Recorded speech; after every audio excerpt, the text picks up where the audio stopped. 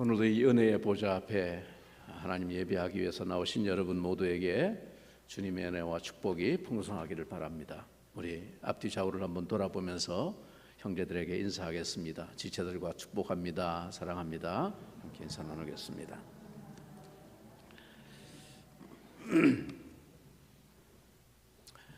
오늘 아침 하나님께서 우리에게 주시는 말씀은 사도행전 2장 22절부터 41절까지 말씀이 되겠습니다. 사도행전 2장 22절부터 41절까지 이제 이 시간 제가 먼저 하나님의 말씀을 받들어 읽겠습니다. 이스라엘 사람들아, 이 말을 들으라. 너희도 아는 바와 같이 하나님께서 나사렛 예수로 큰 권능과 기사와 표적을 너희 가운데서 베푸사 너희 앞에서 그를 증언하셨느니라. 그가 하나님께서 정하신 뜻과 미리 아신 대로 내준 바 되었거늘 너희가 법 없는 자들의 손을 빌려 못 박아 죽였으나 하나님께서 그를 사망의 고통에서 풀어 살리셨으니 이는 그가 사망에 매여 있을 수 없었음이라. 다윗이 그를 가리켜 이르되 내가 항상 내 앞에 계신 주를 배웠으며 나로 요동하지 않게 하기 위하여 그가 내 우편에 계시도다. 그러므로 내 마음이 기뻐하였고 내 혀도 즐거워하였으며 육체도 희망에 거하리니 이는 내 영혼을 음부에 버리지 아니하시며 주의 거룩한 자로 썩음을 당하지 않게 하실 것이미로다. 주께서 생명의 길을 내게 보이셨으니 주 앞에서 내게 기쁨이 충만하게 하시리로다 하였으므로 형제들아, 내가 조상 다윗에 대하여 담대히 말할 수 있노니 다윗이 죽어 장사되어 그 묘가 오늘까지 우리 중에 있도다. 그는 선지자라. 하나님이 이미 맹세하사 그 자손 중에서 한 사람을 그 위에 앉게 하리라 하심을 알고 미리 본고로 그리스도의 부활을 말하되 그가 음부에 버림이 되지 않고 그의 육신이 썩음을 당하지 아니하시리라 하더니 이 예수를 하나님이 살리신지라. 우리가 다 이 일의 증인이로다. 하나님이 오른손으로 예수를 높이심에 그가 약속하신 성령을 아버지께 받아서 너희가 보고 듣는 이것을 부어 주셨느니라. 다윗은 하늘에 올라가지 못하였으나 친히 말하여 이르되 주께서 내 주에게 말씀하시기를 내가 내 원수로 내 발등상이 되게 하기까지 너는 내 우편에 앉아 있으라 하셨도다 하였으니 그런즉 이스라엘 온 집은 확실히 알지니 너희가 십자가에 못 박은 이 예수를 하나님이 주와 그리스도가 되게 하셨느니라 하니라. 그들이 이 말을 듣고 마음에 찔려 베드로와 다른 사도들에게 물어 이르되 형제들아, 우리가 어찌할꼬 하거늘 베드로가 이르되 너희가 회개하여 각각 예수 그리스도의 이름으로 세례를 받고 죄사함을 받으라. 그리하면 성령의 선물을 받으리니 이 약속은 너희와 너희 자녀와 모든 먼데 사람 곧 주 우리 하나님이 얼마든지 부르시는 자들에게 하신 것이라 하고 또 여러 말로 확증하며 권하여 이르되 너희가 이 패역한 세대에서 구원을 받으라 하니 그 말을 받은 사람들은 세례를 받음에 이날의 신도의 수가 3,000이나 더하더라. 아멘. 우리가 오늘 사도행전 2장에 이 오순절 성령 강림 사건과 그 후에 이어서 벌어지는 이 놀라운 역사에 대해서 읽다가 보면 가장 먼저 성령의 충만함을 받은 제자들에게 나타난 첫 번째 변화는 무엇보다 그들이 담대한 복음의 전파자가 되었다는 사실을 발견합니다. 이것은 당연한 일입니다. 계속 말씀드리지만 예수님께서 성령을 약속하시고 그 성령을 보내주신 초점과 목적이 근본적으로 그들이 권능을 받아 복음의 증인이 되게 하는 데 있기 때문입니다. 베드로를 위시한 제자들은 예루살렘 거리로 나가서 조롱하고 이상하게 여기는 사람들을 향해서 그 일을 설명하면서 그리스도의 십자가 죽음과 부활의 사건을 증명하는 데 초점을 맞춥니다. 유대인들을 향해서 너희가 법 없는 자들의 손을 빌려 예수님을 십자가에 못 박았지만 하나님은 그 예수님을 사망의 고통에서 풀어 살리심으로 주와 그리스도가 되게 하셨다고 담대하게 증언합니다. 그리고 이러한 사실은 이미 옛날 다윗을 통해서 예언되었던 일임을 논증을 합니다. 시편 16편 8절부터 11절의 말씀에 보면 오늘 본문에도 기록되어 있는 바와 같이 다윗은 주의 거룩한 자가 음부에 버려지지 않고, 즉 무덤에 버려지지 않고 그 몸이 썩지 않게 될 것을 예언하고 노래했는데, 다윗 자신은 유대인들이 다 아는 바와 같이 이미 오래전에 옛날에 죽어서 장사 지낸 바가 되었고 그 무덤이 그들 중에 있으니 어찌 그 다윗이 말한 시편의 내용이 자신에 관한 말일 수가 있겠느냐 하는 것입니다. 거룩한 자가 무덤에 버려지지 않고 그 시체가, 그 육신이 썩지 아니할 것이라고 예언했는데, 우리가 알다시피 다윗은 오래전에 죽어서 지금 무덤에 장사됐고 이미 육신이 썩어 없어지지 않았느냐. 그러니 다윗이 말한 그 시편의 내용은 자기를 가리켜 예언한 것이 아니다. 그는 선지자이므로 성령의 감동으로 미래에 되어질 그리스도에 관한 예언을 말씀한 것이라는 말입니다. 즉 그것은 곧 그리스도의 죽음과 부활에 대한 예언임을 베드로가 확증을 합니다. 뿐만 아니라 부활하신 예수를 하나님이 오른손으로 높이셔서 그가 약속하신 성령을 아버지께 받아 지금 너희가 듣고 보는 바와 같은 이 현상, 이것을 우리에게 부어주셨다라고 말합니다.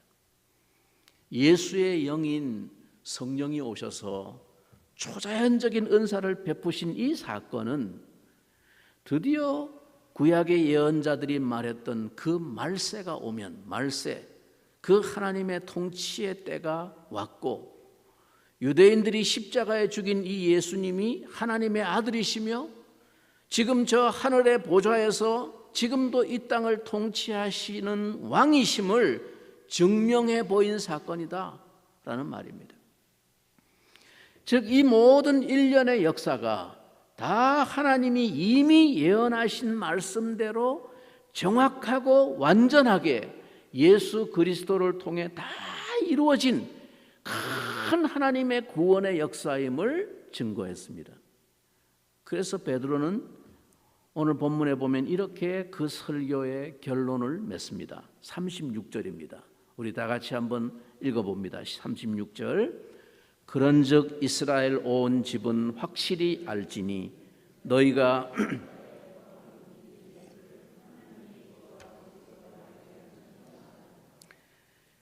베드로가 지금 얼마나 확신에 차서 담대하게 그 유대인들을 향해 도전하고 있는지 느껴집니까? 이스라엘 온 집은 확실히 알지니, 즉 너희는 확실히 알아야 한다. 너희가 십자가에 못 박은 이 예수를 하나님이 주와 그리스도가 되게 하셨다. 여러분, 예수를 믿습니까? 예수를 믿는다는 것은 무엇을 의미합니까? 바로 이것입니다. 바로 이 예수님의 주 되심과 그리스도 되심을, 구세주 되심을 믿는 것입니다. 그분이 진정한 내 인생의 왕과 주인이심을 깨닫고 믿고 이제부터 내 인생을 의지했던 다른 주를 다 버리고 다른 구원자를 떠나서 오직 한 분 예수님의 다스림에 복종하는 삶을 믿음이라고 말하는 것입니다. 그러므로 믿음은 다른 말로 주님을 향한 충성이고 순종입니다. 여러분, 그런데 현실적으로 이 세상의 권세 잡은 자는 다른 통치와 다른 다스림에 복종할 것을 우리에게 강요합니다.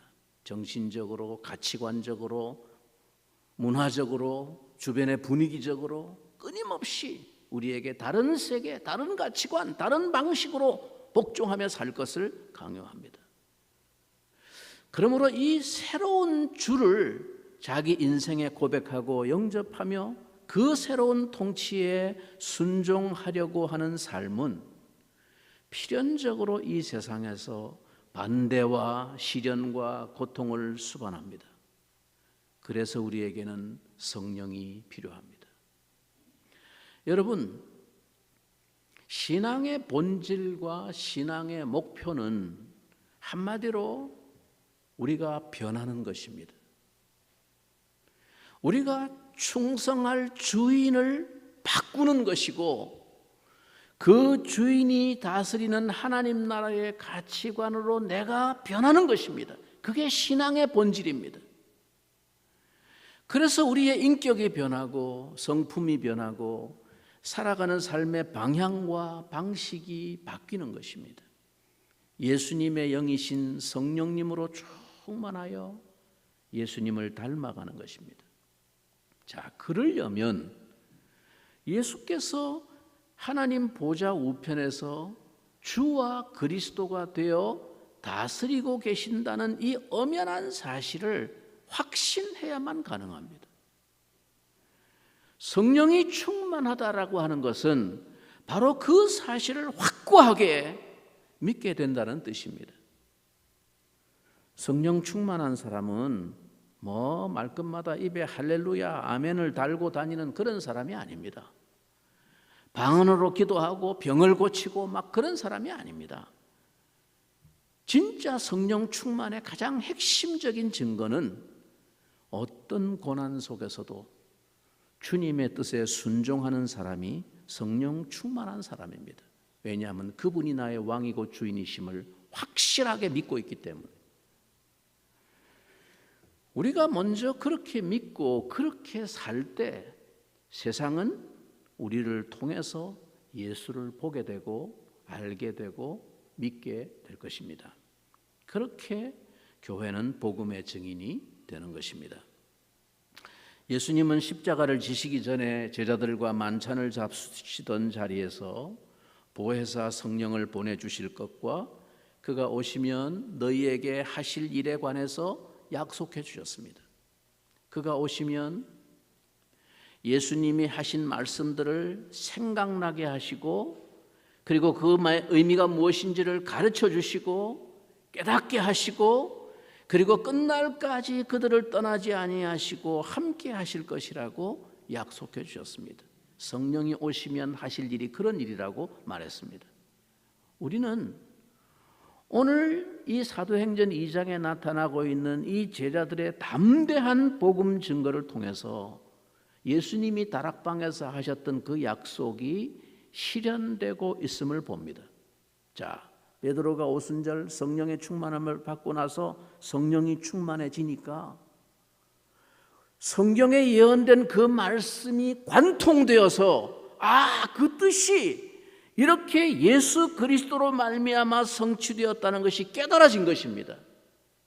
구약의 예언들이 바로 이런 말씀이었구나, 이렇게 이루어진 것이구나 라고 그냥 깨달아진 것이죠. 성령께서 오시면 주의 말씀을 생각나게 하시고 깨닫게 하시고 가르쳐 주실 것이라고 한 약속이 지금 이루어지고 있는 겁니다. 그리고 예수님께서 부활하신 후에 40일 동안 더 함께 지내시면서 말씀해 주신 하나님 나라의 역사가 드디어 성령이 오심으로 그게 다 이해가 되고 생각나고 깨달아진 것입니다. 그래서 담대한 확신 가운데 그 완악한 동족 유대인들을 향해서 외쳤습니다. 너희가 못 박은 이 예수를 하나님이 살리셔서 주와 그리스도가 되게 하셨다고. 성경의 선지자들이 예언한 그 말씀이 바로 이를 두고 하신 말씀임이 증명되었다고. 우리가 바로 그 부활의 증인이라고 그렇게 외쳤습니다. 성령의 강림과 충만의 목적이 무엇보다 근본적으로 여기에 있음을 우리가 깨달아야 합니다. 그러므로 오늘 우리가 성령의 충만을 구하고 사모하는 초점도 여기에 맞춰져야 합니다. 주님은 이제 그 약속대로 오늘 당신의 교회를 통해 성령으로 말미암아 이 역사를 이루기를 원하십니다. 성령은 이 일을 위해서 교회에 임하셨습니다. 오늘도 성령께서 우리가 말씀을 들을 때 생각나게 하시고 깨닫게 하시고 감동하게 하시고 결단하게 하셔서 우리 안에 이 말씀에 대한 확증과 확신을 주시고 담대한 권능으로 예수 그리스도의 십자가와 부활의 복음을 증거하는 사명을 감당케 해주시기를 기도합니다. 베드로의 설교를 들은 이 사람들의 마음에 큰 역사가 일어났습니다. 이 유대인들은 지금 이 베드로의 너희가 십자가에 못 박은 이 예수를 하나님이 주와 그리스도가 되게 하셨다고 하는 이 설교를 그렇게 인정하고 믿느냐 그렇지 않느냐에 따라서 그들의 인생과 운명이 달라지는 기로에 서게 되었습니다. 그 베드로의 설교를 듣고 그렇다고 인정하고 깨닫고 받아들이면 그들은 약속하신 대로 영생을 얻고 죄사함을 얻고 성령의 사람이 되지만 그렇지 않으면 그들은 영원한 파멸의 인생으로 끝날 수밖에 없는 운명의 기로에 지금 서게 된 것이죠. 그런데 그들에게 어떤 반응이 일어났습니까? 37절 우리 같이 한 목소리로 한번 읽어봅니다. 37절 그들이 이 말을 듣고 마음에 찔려 베드로와 다른 사도들에게 물어 이르되 형제들아, 그들은 마음에 찔림을 받고 자기들이 어떻게 해야 하는지 물었습니다. 하나님의 아들을 알지 못하고 죽인 죄를 어떻게 하면 씻을 수 있느냐고 절박한 심정으로 묻고 있는 것입니다. 이렇게 엄청난 죄를 지었는데 그런 우리에게도 살 가망이 있는가 하고 물은 것입니다. 우리가 어찌하면 되겠냐? 여러분, 마음에 찔린다고 다 회개하는 것이 아닙니다. 구약에 보면 이스라엘 백성들도 수없이 선지자들을 통해 양심을 찌르는 말씀을 들었지만 회개하지 않았습니다. 그들은 귀를 막고 그 진리의 말씀에 대항하였습니다. 나중에 예루살렘 교회 스데반 집사의 설교를 들은 유대인들도 성경의 역사를 관통하는 명확한 그 정곡을 찌르는 복음 앞에 귀를 막고 오히려 소리를 지르며 그에게 돌을 던져 쳐 죽였습니다. 여러분, 말씀을 듣고 자신을 돌아보며 질문을 가지는 사람은 소망이 있습니다. 말씀을 듣고 그러면 내가 어떻게 해야 할까요? 나는 어떻게 살아야 하나요? 이렇게 간절하게 질문을 던지는 사람은 성령의 감동을 받은 사람입니다. 이것이 성령이 하시는 일입니다. 그런 사람에게 회심이 일어납니다. 회심은 하나님의 말씀을 듣고 그 말씀이 비추어 주는 내 삶의 현주소를 정직하고 겸손하게 수용하는 데서 일어납니다. 여러분, 오늘날 왜 교회가 이렇게 세상으로부터 수치와 조롱과 모욕을 당할 만큼 초라해졌습니까?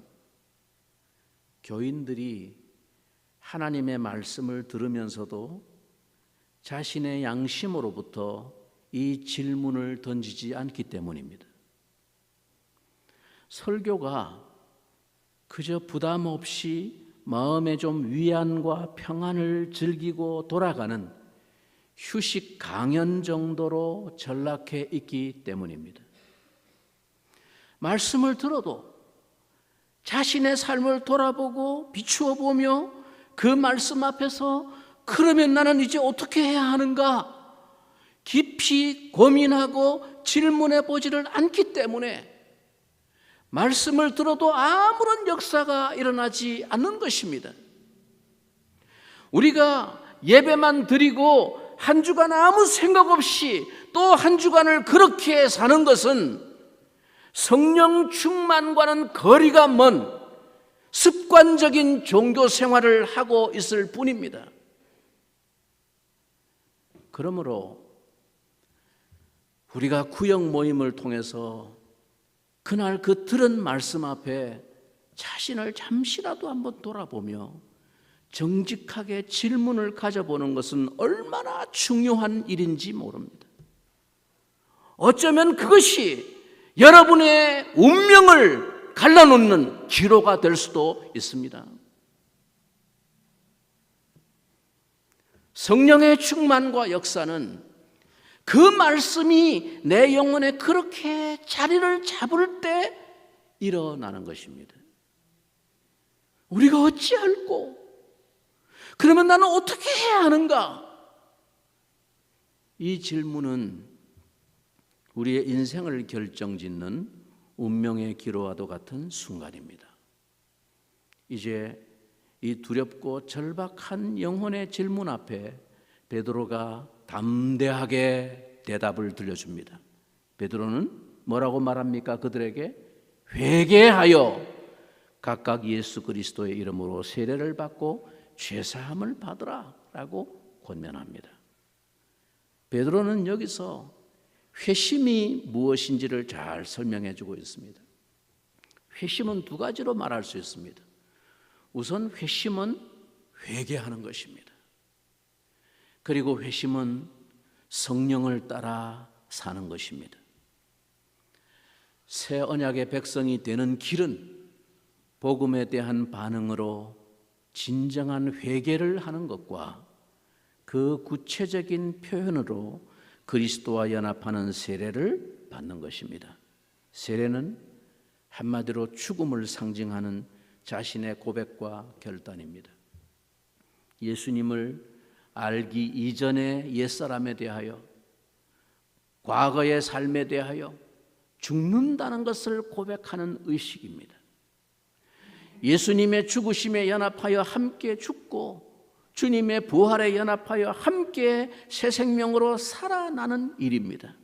그래서 이제부터 내 인생의 주도권과 소유권과 결정권을 예수님께 양도하는 의식이 세례입니다. 이제 나의 주인은 당신입니다. 세례는 이제 나는 죽고 내 안에 예수님이 사는 것입니다. 즉 내 삶의 주인을 바꾸는 일입니다. 여러분이 찬양하시죠?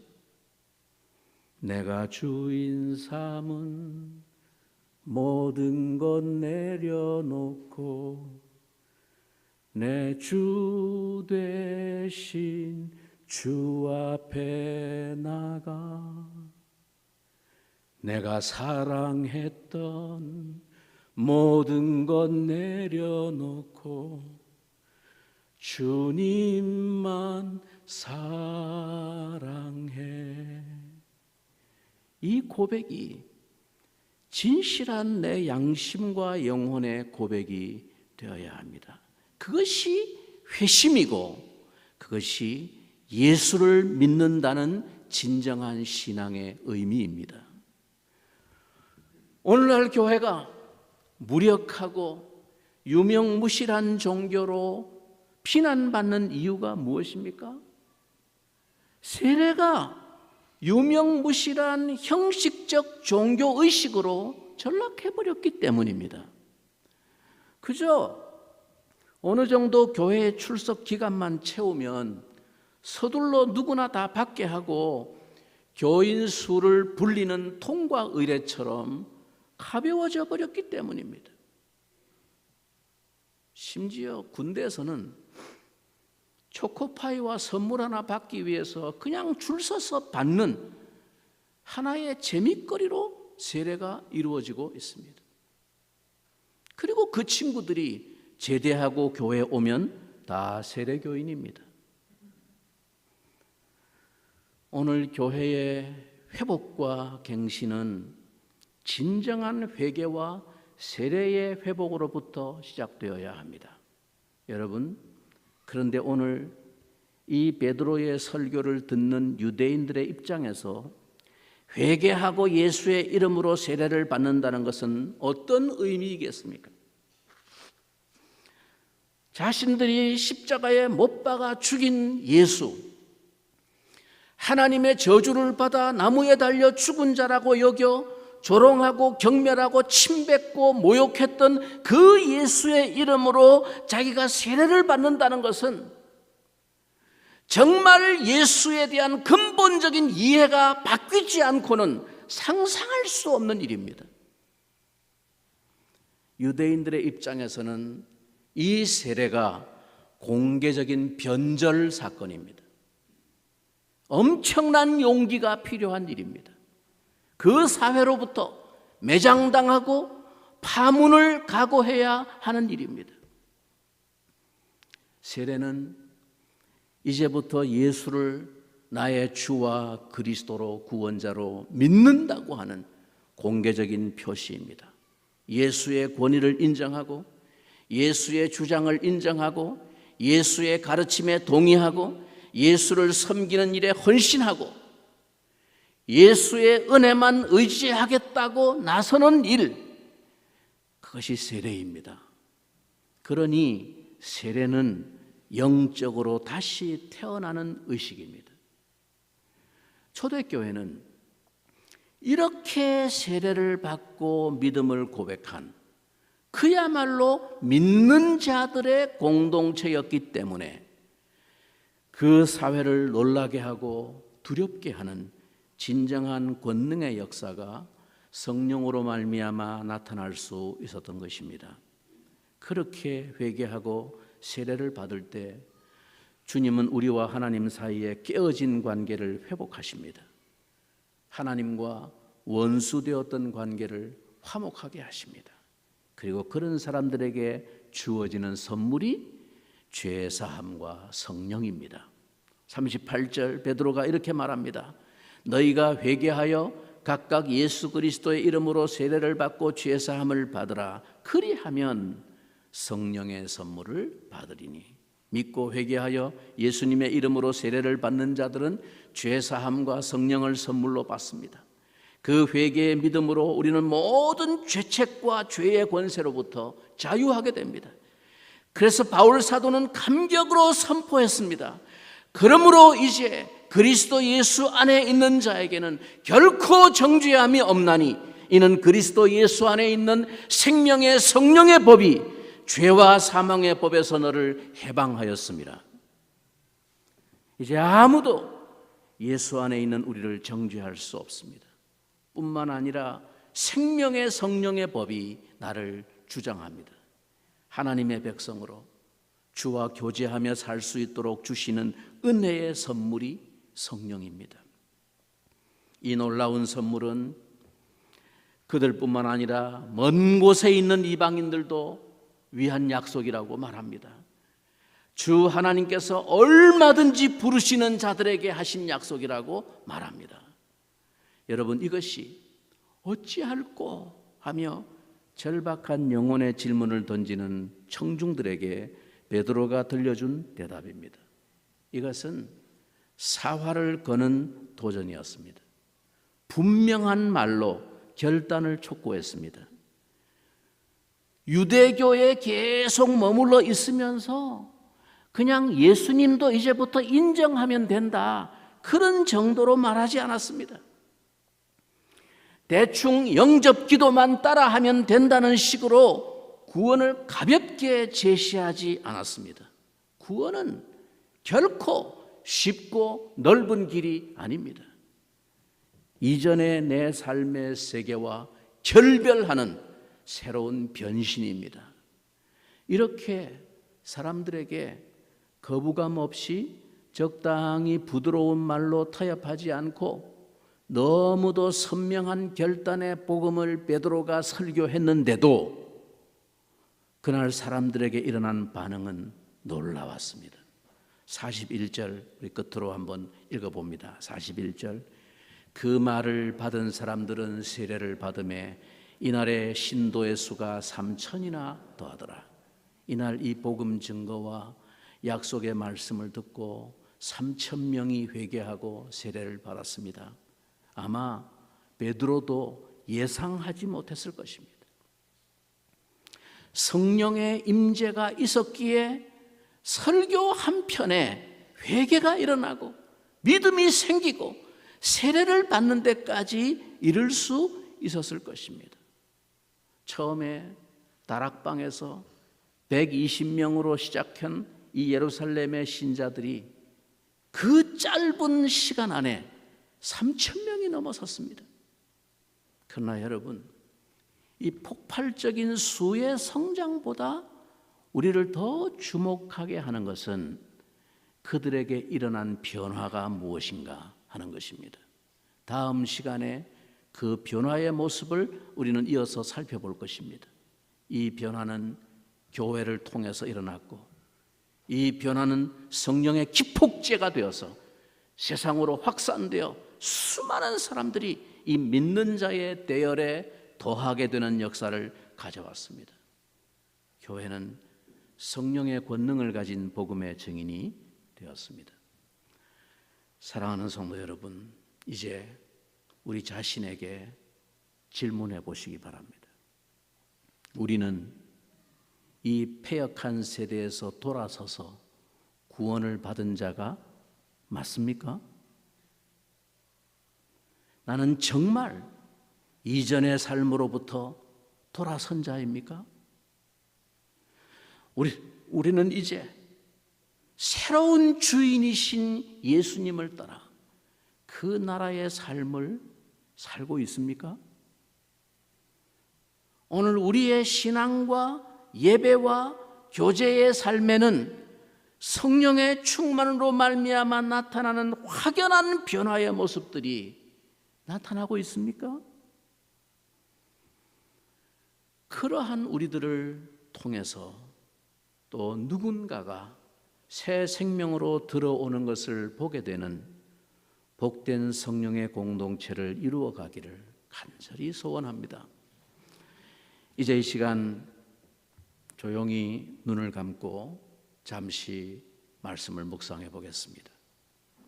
오늘 이 질문에 내가 자신 있게 대답할 수 없다면, 나는 이 패역한 세대에서 돌아서서 구원을 받은 자가 맞는가? 나는 정말 이전의 삶으로부터 돌아선 자인가? 나는 이제 새로운 주인 예수님을 따라 그 나라 백성의 삶을 살고 있는가? 오늘 나의 신앙과 예배와 교제 속에는 이 성령의 충만으로 말미암아 나타나는 확연한 변화가 나타나고 있는가? 이 질문에 자신 있게 대답할 수 없다면 여러분의 믿음을 다시 생각해 보아야 합니다. 우리 한번 하나님 앞에 이 시간 우리의 양심을 향해 찌르시는 하나님의 말씀 앞에 우리가 기도하면 좋겠습니다. 나에게도 성령을 보내주옵소서.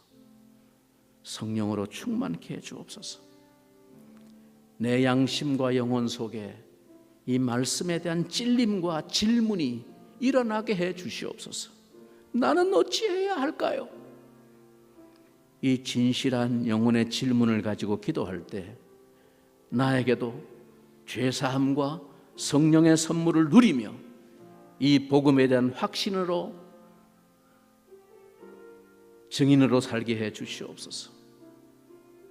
이 약속은 주 우리 하나님이 얼마든지 부르시는 자들에게 하신 것이라 하셨으니 나에게도 이 성령의 선물을 주옵소서. 우리 한번 이 시간 동성으로 기도하겠습니다.